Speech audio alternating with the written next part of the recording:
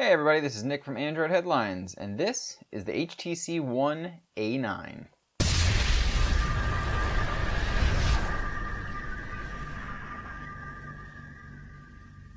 So the HTC One A9 is HTC's newest, well, let's call this one a flagship just because of the pricing. This one actually starts out at $399 for a limited time, which seems like a pretty good mid-range device. However, the actual MSRP is $499, so that brings it a little more into the upper mid-class, if you will, range of phones. This one's going to come in gold, burgundy, silver, and sort of a black graphite color. It's not quite black since it's metal, but it is darker than silver. This one's going to be available through HTC's website, unlocked, or on T-Mobile, AT&T, and Sprint, and very soon in December it's going to also be coming on Verizon. This one comes with 32 gigs of internal storage, and there is actually micro SD card support for expandable storage, which is really nice since that's been sort of a trend that's been moving away in the industry. This one actually has a 5-inch 1080p Super AMOLED display, so fans of smaller phones should be pretty excited about this one, given the fact that this is HTC and it's a bigger name phone, and you're also going to have a smaller phone than most other flagships nowadays as well. As you would expect from a Super AMOLED display, this one has absolutely gorgeous saturated colors, incredible infinite black levels, fantastic contrast. Everything that you've come to expect from Super AMOLED is definitely here. There is a slight rainbow effect when you turn it to the side, but we're really only talking extreme angles, so unless you like to look at your phone by the side, you're probably not going to notice this one too much. There's also an Srgb mode available, and it's quite easy to find unlike the Nexus 6P, so for those that don't like the super saturated colors of the Super AMOLED display, you'll find that this Srgb mode actually works to take some of that away and make things look a little more realistic while still retaining the contrast and black levels that people have come to love from Super AMOLED displays. Looking at the build of the phone, you can tell this one is all metal, just like you've come to expect from HTC flagships. It's 143 grams, so it's about an average weight phone. It's very solidly built, and it's got super nice curves from the glass to the edge of the phone. This is what's called a 2.5D glass, so it sort of makes the display look like it's floating a little bit on the top rather than sunk into the base of the phone. There's no mistaking the look here though. This definitely looks like an iPhone. Or maybe actually the iPhone looks more like an HTC phone. There's definitely that unmistakable look of the iPhone 6 here, including a very similar back where the camera sensor and the logos just seem to be moved a little bit. However, HTC was the founder of metal unibody phones, and a lot of phones before the iPhone 6 from HTC actually sort of look like the iPhone 6, so you can definitely say Apple got some of its inspiration here. Still, there's no mistaking the look of most of the design, although there are enough things to differentiate here from the iPhone 6. First off, on the front, you'll find that home button / fingerprint scanner. That's actually going to be a little more elongated, looks sort of like Samsung's home buttons, and it is actually a capacitive button rather than a physical button. It's very nice because it keeps the touch experience of the device uniform, which means there's no physical buttons to press when all you're doing is tapping most of the rest of the phone. On the right side, you're going to find the power button and the volume rocker. What's really awesome here is the power button is textured.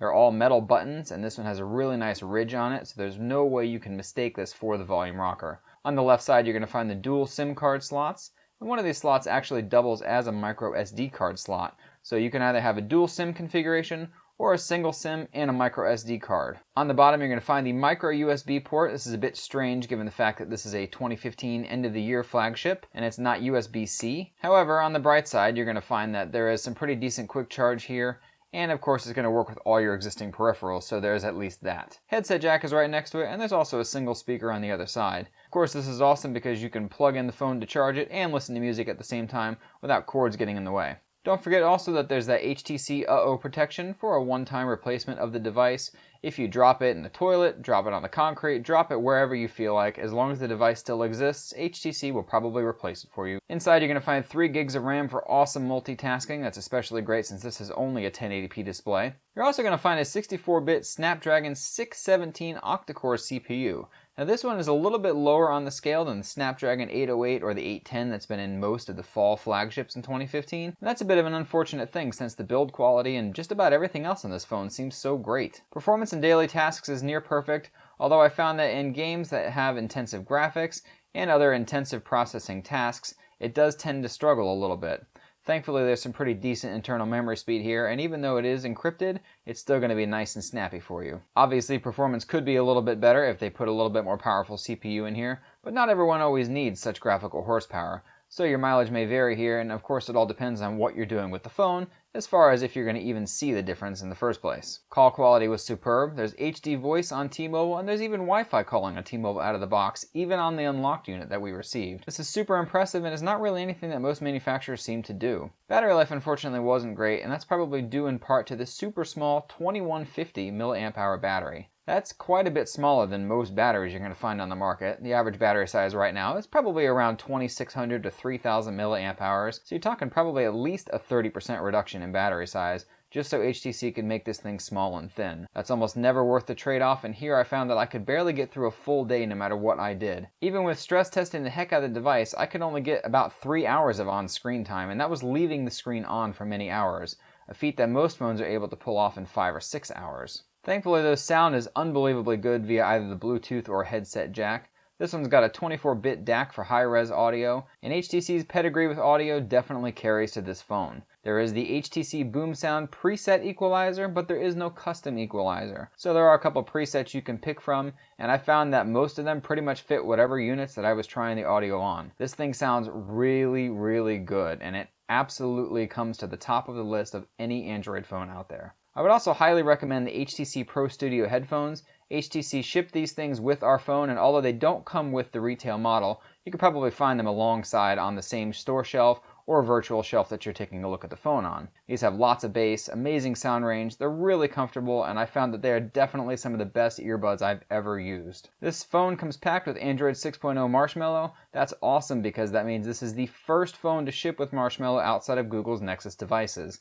That's only a couple weeks after Google's Nexus devices launch too, and in some markets it may even launch before Google's Nexus devices. HTC's Sense 7.0 skin makes its debut here. That's a little bit of an upgrade over the previous Sense 6 skin, and it's going to have a little more features, a similar look to what you've come to expect, and of course that awesome home screen that HTC has been pioneering for a while now. It really just looks great, performs great, has tons of customization, including full system themes, lots of options, and there's even some promotions here, including 100 gigs of free Google Drive storage. On the front, you're going to find that fingerprint reader, and that's built into the software thanks to Android 6.0 Marshmallow's native fingerprint reading support. This one is super fast and accurate. I found that it was just as good as the best on the market, either Nexus phones, any one of Samsung's 2015 flagships, etc. This is a great fingerprint scanner. It's also the ideal placement for unlocking while sitting on a flat surface, and while some Android fans may find that they like the fingerprint scanner on the back better, this is still a pretty good placement regardless. Moving on to the camera, it's unfortunate that HTC's pedigree also holds up here because the camera is pretty mediocre in most situations. In daylight, I found that it's just about as good as any other phone packing the IMX214 sensor,